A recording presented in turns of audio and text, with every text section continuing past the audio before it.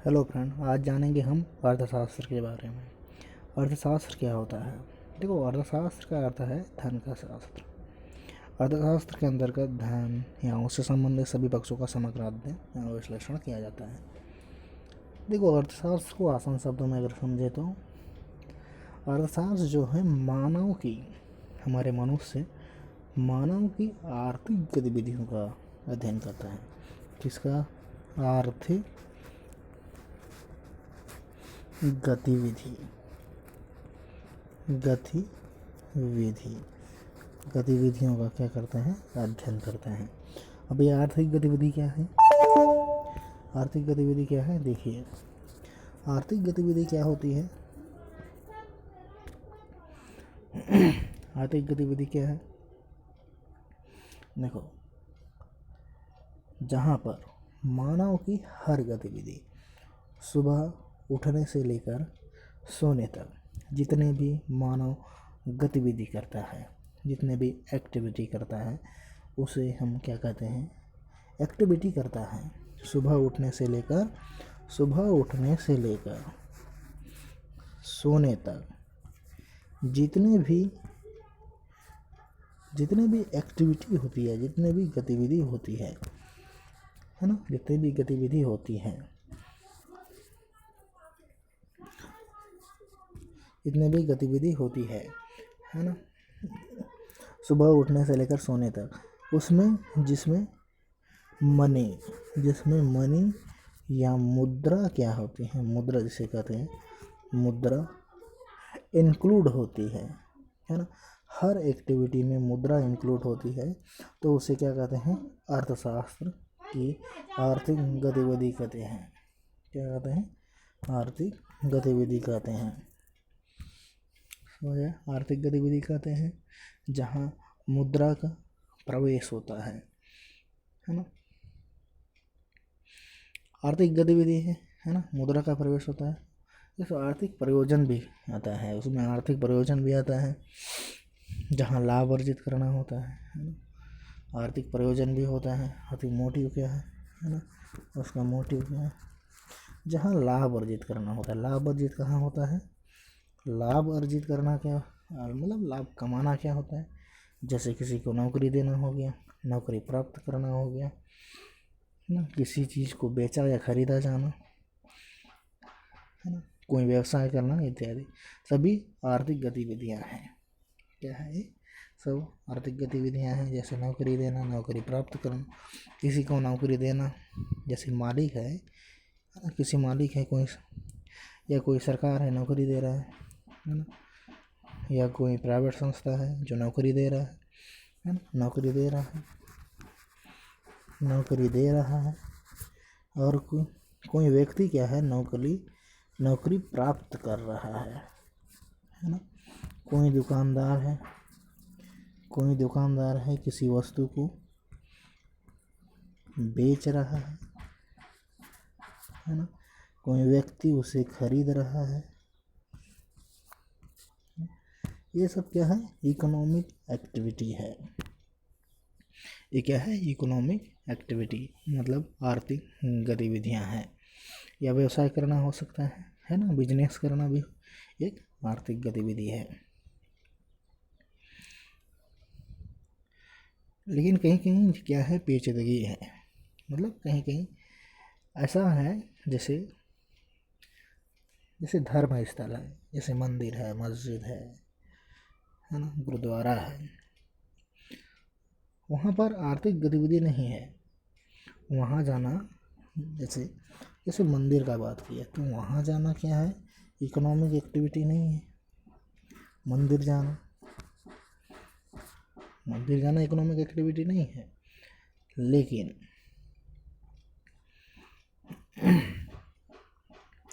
लेकिन देखिए, मंदिर जाना इकोनॉमिक एक्टिविटी नहीं है। क्यों नहीं है?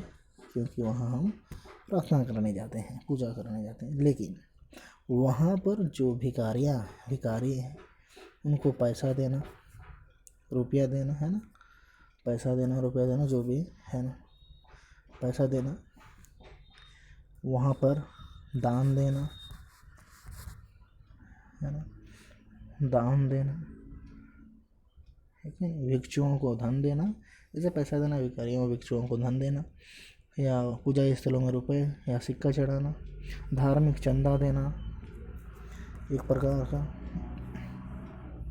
ये क्या है, ये कौन सी गतिविधियाँ में आ सकते हैं? ये आर्थिक गतिविधियाँ हैं, ये इकोनॉमिक एक्टिविटी हो सकती है, होती है, इसे इकोनॉमिक एक्टिविटी कहते हैं। इसे ही अर्थशास्त्र के रूप में भी जाना जाता है। देखो, अर्थशास्त्र के 5 इस प्रमुख स्तंभ होते हैं। अर्थशास्त्र के 5 प्रमुख स्तंभ होते हैं। कौन कौन से हैं? देखो, पहला है अर्थशास्त्र के 5 प्रमुख स्तंभ। उत्पादन, प्रोडक्शन होता है, फिर कंजम्पशन, उपभोग होता है, फिर विनिमय, वितरण और लोक राजस्व। इसे याद करना जरूरी है। अगला टॉपिक देखेंगे। देखिए, इसका परिभाषा, साधारण भाषा में धन या अर्थ। धन को क्या करते हैं? अर्थ करते हैं। धन का शास्त्र मतलब अर्थ का शास्त्र, अर्थशास्त्र से संबंधित सभी मानवीय गतिविधियाँ अर्थशास्त्र के अध्ययन की विषय वस्तु है। इस मानवीय गतिविधि को किसी एक व्यक्ति या समूह के द्वारा संपन्न किया जाता है। अभी मैं बताया है ना, जैसे मानवीय गतिविधियाँ हैं, मानव गतिविधियाँ, इसे किसी एक व्यक्ति द्वारा या समूह के द्वारा संपन्न किया जाता है। मानवीय गति, अर्थव्यवस्था समझिए। उदाहरण के लिए, व्यक्ति के द्वारा किसी वस्तु की खरीदारी करना व्यक्तिगत स्तर की आर्थिक गतिविधियाँ है। जैसे है ना, मेरे द्वारा, जैसे मैं शॉप में गया, है ना, दुकान गया, पेन खरीदा, है ना, दुकान गया, पेन खरीदा, है ना, ये भी इकोनॉमिक एक्टिविटी है। तो ये क्या है? मानवीय गति की व्यक्तिगत स्तर पर हो रही है, मतलब पर्सनली हो रही है, एक आदमी का हो रहा है, तो व्यक्तिगत स्तर पर हो रही है ना। उसके बाद समूह में क्या आएगा? समूह में क्या आएगा? जैसे परिवार है, सरकारी है, निजी है ना। कोई जैसे कहीं शॉप में चले गए, परिवार द्वारा, पूरे परिवार चले गए, पूरे परिवार द्वारा खरीदा जा रहा है परिवार के लिए, है ना। या सरकार द्वारा खरीदा या बेचा जा रहा है सरकारी संपत्ति को, या कंपनी द्वारा किया जा रहा है, खरीदा बेचा जा रहा है। इस प्रकार की एक्टिविटी को सामूहिक एक्टिविटी कहते हैं। सामूहिक रूप से आर्थिक गतिविधियाँ कहलाएगी। देखिए, सामूहिक आर्थिक गतिविधि कहलाएगी। एक व्यक्तिगत गतिविधि है, जिसमें से व्यक्ति क्या करता है? एक पर्सनली है ना, किसी व्यक्ति द्वारा खरीदा जाएगा, है ना, किसी व्यक्ति द्वारा किसी वस्तु की खरीदारी करना होता है। जैसे मेरे द्वारा किसी शॉप में जाकर पेन खरीदना व्यक्तिगत स्तर पर आर्थिक गतिविधि हो रही है। या परिवार, कंपनी, सरकारी द्वारा, ये सामूहिक रूप से जो हो रही है वो क्या है? सामूहिक आर्थिक एक्टिविटी कहलाएगी।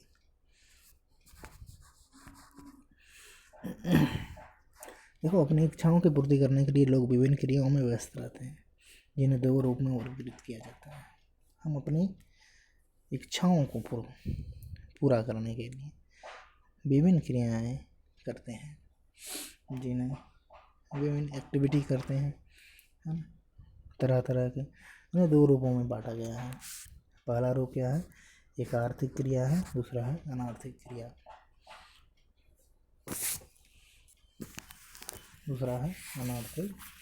एक आर्थिक क्रिया है, दूसरा अनार्थिक क्रिया है। देखिए, आर्थिक क्रिया में क्या आता है? मानव द्वारा धन व संपत्ति से संबंधित सभी क्रियाएं, है ना, आर्थिक क्रियाएं कहलाती है। इसका मापन मौद्रिक मूल्य के माध्यम से किया जाता है, इसलिए ये क्रियाएं राष्ट्रीय आय में मूल्य वृद्धि करती है। उदाहरण, कोई व्यवसाय करना, नौकरी करना, ये आर्थिक क्रियाएं होती हैं। अभी बताया ना, इकोनॉमिक एक्टिविटी वो आर्थिक क्रिया है। अनार्थिक क्रिया क्या है? जिसे मानव द्वारा सामाजिक, धार्मिक व भावनात्मक आवश्यकताओं की पूर्ति के उद्देश्य के लिए जितने भी किए गए सभी कार्य अनार्थिक क्रिया कहलाती है। क्या है? जैसे नौकरी करना है, नौकरी करना है, नौकरी करना क्या है? या नौकरी देना इकोनॉमिक एक्टिविटी है, जहाँ से पैसा आ रहा है ना, पैसा का आदान प्रदान हो रहा है। व्यवसाय करना, नौकरी करना, ये क्या हो रहा है? मुद्रा का आदान प्रदान हो रहा है ना, मुद्रा की एक्टिविटी हो रही। आर्थिक क्रिया होगी इकोनॉमिक एक्टिविटी, जहाँ अनार्थिक क्रिया है।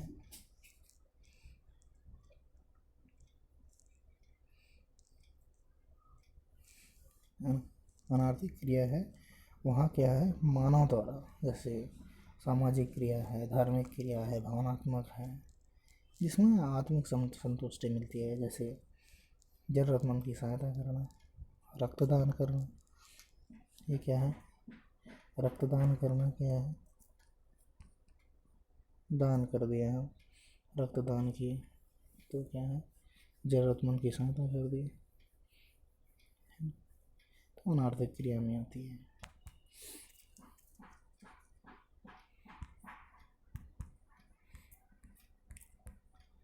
अब क्या है? देखो आर्थिक क्रिया क्या है।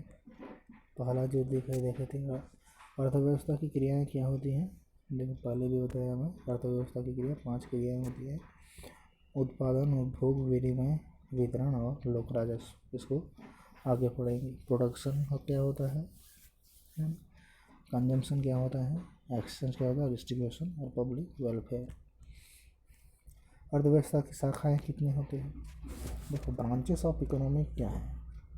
एक तो है व्यष्टि अर्थशास्त्र, दूसरा है समष्टि अर्थशास्त्र, मतलब micro economics and macro economics. व्यष्टि अर्थशास्त्र का डेफिनेशन देखते हैं। व्यष्टि अर्थशास्त्र के अंतर्गत सामान्यतः आर्थिक इकाइयों का अध्ययन किया जाता है। व्यष्टि अर्थशास्त्र के प्रणेता कौन है? Adam Smith. व्यक्ति और व्यक्तियों के छोटे समूह की आर्थिक क्रियाओं का अध्ययन व्यष्टि अर्थशास्त्र कहलाता है। जैसे फर्मों कंपनी हो गया, विशेष परिवार, व्यक्तिगत मजदूरी, व्यक्तिगत आय, व्यक्तिगत उद्यम तथा विशेष वस्तुओं का व्यक्तिनिष्ठ क्या है अध्ययन आदि व्यष्टि अर्थशास्त्र में शामिल किया जाता है। स्पष्ट रूप से व्यष्टि अर्थशास्त्र का उद्देश्य बाजार में मांग एवं आपूर्ति की व्यवस्था को बनाए रखने, उपभोग और मांग अन्य तत्वों की पहचान करना है। देखिए व्यष्टि अर्थशास्त्र क्या है, आसान शब्दों में जाने तो जहाँ जैसे ये जंगल है ना, यहाँ बहुत सारे पेड़ लगे हैं, पेड़ पौधे जो भी है, ये पूरा जंगल है, इसे जंगल कहेंगे है ना। ये पेड़ है, इसे पेड़ है, बहुत सारे पेड़ हैं। इस पेड़ का अध्ययन व्यष्टि अर्थशास्त्र कहलाएगा, व्यष्टि अर्थशास्त्र कहलाएगा। और ये पूरे जंगल का अध्ययन क्या कहलाएगा? समष्टि अर्थशास्त्र कहलाएगा। आ रहा है समझ? अगर कोई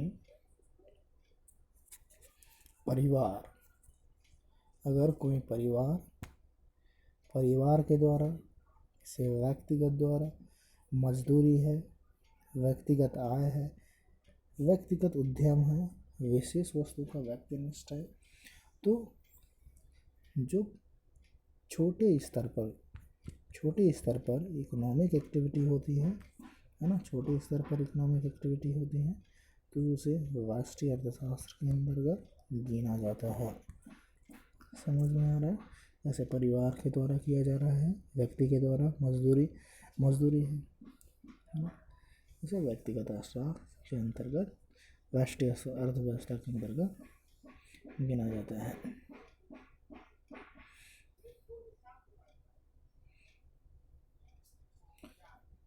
छोटे स्तर पर किया जा रहा है, छोटे स्तर पर किया जा रहा है।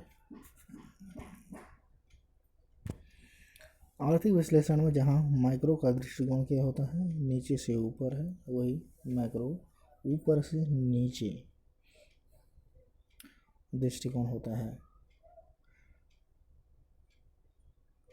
तो पहले क्या होते हैं, देखो यहाँ पर हम क्या है, व्यक्तिगत स्तर। व्यक्तिगत स्तर मतलब क्या है, किसी दुकान में कोई व्यक्ति खरीद रहा है, वस्तु खरीद रहा है, मतलब वो छोटे लेवल पर हो रहा है, ग्राउंड लेवल पर है ना, ये बड़े लेवल पर नहीं हो रहा है ना। तो व्यक्ति खरीद रहा है, फिर दुकानदार खरीदेगा, फिर दुकानदार से कोई होलसेल वाला, होलसेल से खरीदेगा दुकानदार, है ना, फिर वही मंडी से खरीदेगा। ये क्या है, बॉटम से क्या हो जा रहा है, टॉप की ओर जा रहा है, ऊपर से नीचे से ऊपर की ओर। इसे क्या किया जा रहा है, इसे क्या कहते हैं, राष्ट्रीय अर्थशास्त्र। जहाँ नीचे से ऊपर की ओर अध्ययन किया जाए अर्थशास्त्र का, पैसे का, अर्थ का, धन का, उसे क्या कहते हैं, व्यष्टि अर्थशास्त्र के अंतर्गत गिना जाता है। ऐसा समझो। वही क्या है, दूसरा है समष्टि अर्थशास्त्र। दूसरा क्या है, समष्टि अर्थशास्त्र है। मैक्रो इकोनॉमिक कहते हैं। मैक्रो शब्द की उत्पत्ति ग्रीक शब्द मैक्रो से हुई है, जिसका अर्थ है बृहद या बड़ा, बताया ना। इस प्रकार व्यापक अर्थशास्त्र का सरोकार व्यवस्था की संपूर्ण निष्पादन से होता है। यह व्यवस्था की समस्याओं जैसे मुद्रास्फीति, बेरोजगारी, गरीबी आदि के अध्ययन से संबंधित है। वो ये जो है बड़े लेवल पे होता है, जैसे क्षेत्रीय लेवल पर हो गया, राष्ट्रीय, अंतर्राष्ट्रीय, इस टाइप का। जैसे इसके अतिरिक्त जैसे राष्ट्रीय आय हो गया, बचत, व्यापार की राष्ट्रीय अर्थव्यवस्था लक्ष्यों का निर्धारण तथा प्राप्ति के प्रयास का अध्ययन किया जाता है। समझिए, समष्टि अर्थशास्त्र वह शाखा है जिसमें संपूर्ण अर्थव्यवस्था समग्र रूप से अध्ययन किया जाता है। मैक्रो इकोनॉमिक्स है, जैसे मुद्रास्फीति है। जैसे बड़े लेवल पर, जैसे राष्ट्रीय लेवल पर क्या हो रहा है ना, राष्ट्रीय लेवल पर, अंतर्राष्ट्रीय लेवल पर, क्षेत्रीय लेवल पर, जैसे मुद्रास्फीति की बात किया जा रहा है, आर्थिक वृद्धि किस प्रकार होगी, उसमें गति आ रही है कि नहीं, उसका अध्ययन करना क्या है, ये क्या है, समष्टि अर्थशास्त्र के अंतर्गत आता है। ये टॉप से बॉटम की ओर है, टॉप से बॉटम की ओर।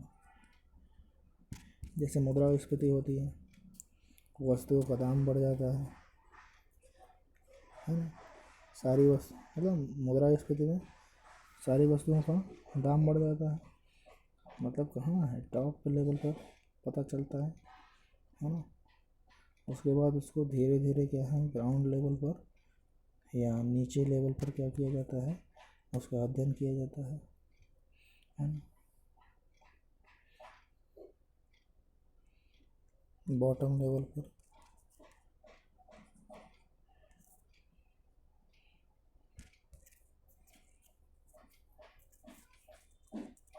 मुद्रास्फीति बड़ा हो गया, लेकिन जो सामान है, छोटे छोटे सामान बढ़ता है, वो क्या हो गया, दाम बढ़ता है छोटे छोटे सामान का। वो छोटे छोटे सामान क्या है, वो छोटे छोटे व्यक्ति पर जो प्रभाव पड़ता है मुद्रास्फीति का, है ना, व्यक्तियों पर प्रभाव पड़ता है, वो क्या है, राष्ट्रीय अर्थशास्त्र के अंतर्गत आता है।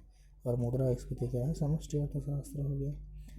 मुद्रास्फीति समष्टि मतलब बड़ा, और जो इस कहाँ पर प्रभाव पड़ रहा है, मुद्रास्फीति का खरीदने वाले पर प्रभाव पड़ रहा है ना, इफेक्ट पड़ रहा है खरीदने वाले का। मुद्रास्फीति है जो है समष्टि अर्थशास्त्र के अंतर्गत आता है। उसी प्रकार जो है जहाँ किस पर प्रभाव पड़ रहा है, व्यक्ति पर, मतलब राष्ट्रीय अर्थशास्त्र पर, तो टॉप से बॉटम की ओर।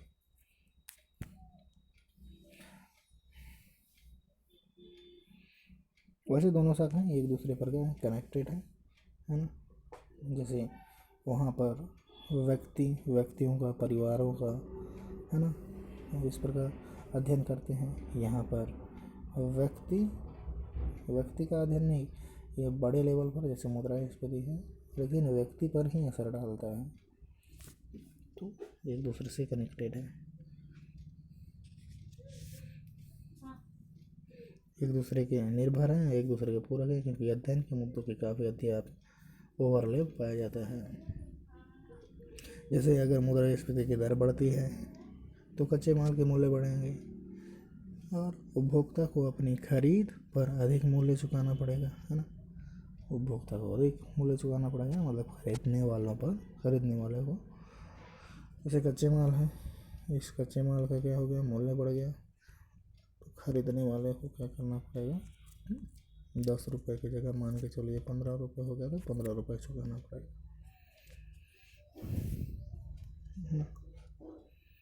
माइक्रो प्रभाव है। मुद्रास्फीति बड़ा प्रभाव हो गया, मैक्रो प्रभाव, और ये क्या हो गया, माइक्रो प्रभाव। दोनों से क्या है, कनेक्टेड है, समझ में। इसी प्रकार हम अर्थशास्त्र की शाखाएं को जानते हैं।